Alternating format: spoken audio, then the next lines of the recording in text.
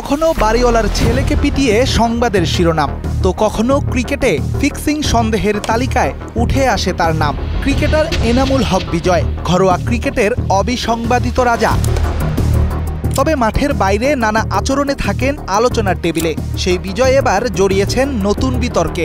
দেশের লাখ লাখ টাকার কর ফাঁকি দেওয়ার মামলা হয়েছে বিজয়ের প্রতিষ্ঠান সোলোকো স্পোর্টসের বিরুদ্ধে, যার নথি এসেছে স্টার প্লের হাতে।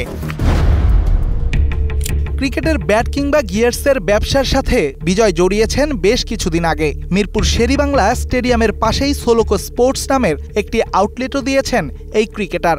এই প্রতিষ্ঠানের স্বত্বাধিকারী নামের স্থানেও লেখা হয় বিজয়ের নাম।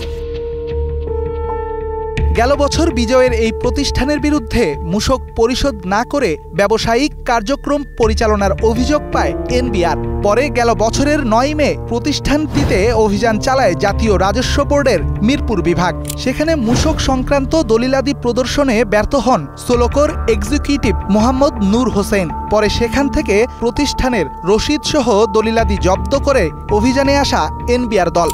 জব্দকৃত সেসব দলিল যাচাই বাছাই শেষে দেখা যায় 2023 সালের জানুয়ারি থেকে 2024 সালের ফেব্রুয়ারি পর্যন্ত বিজয়ের প্রতিষ্ঠানে 1,59,52,535 টাকার মালামাল বিক্রি হলেও সেখানে 5% হারে আসা 5,21,549 টাকার কর ফাঁকি দিয়েছে সোলোকো স্পোর্টস, যাতে প্রাতিষ্ঠানিকভাবে বিজয়রা লাভবান হলেও আর্থিক ক্ষতি হয়েছে দেশের, ক্ষতি হয়েছে বাংলাদেশ সরকারের, যা 2012 এর 15, 33, 51, 53, 64, 107, 127 এবং 2016 এর 21, 25, 40, 47, 61 ও 95 ধারায় সুস্পষ্ট অপরাধ। এমন কুকীর্তির পরেও কর পরিশোধের সুযোগ দেয়া হয় সোলোকো স্পোর্টস অর্থাৎ বিজয়ের প্রতিষ্ঠানকে। তবে আইনের প্রতি সম্মান না দেখিয়ে গেল বছরের 16 থেকে 30 অক্টোবর 3টি ভিন্ন শুনানিতে অংশ নেয়নি প্রতিষ্ঠানটির কোনো ব্যক্তি।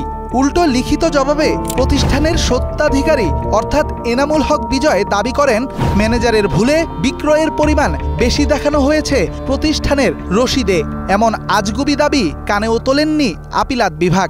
উল্টো নির্ধারিত সময়ে প্রতিষ্ঠানটি থেকে কোনো আপত্তি জমা না পড়ায় অভিযোগ সন্দেহাতীতভাবে প্রমাণিত হয়েছে বলে উল্লেখ করা হয় কমিশনারের আদেশের কপিতে। অভিযোগ প্রমাণিত হওয়ায় মূসক বাবদ 5,21,549 টাকা, জরিমানা বাবদ 2,60,775 টাকা এবং সুদ বাবদ 89,628 টাকা অর্থাৎ 8,71,952 টাকা 15 কার্যদিবসের মধ্যে পরিশোধ করার আদেশ দেয়া হয় বিজয়ের প্রতিষ্ঠানকে।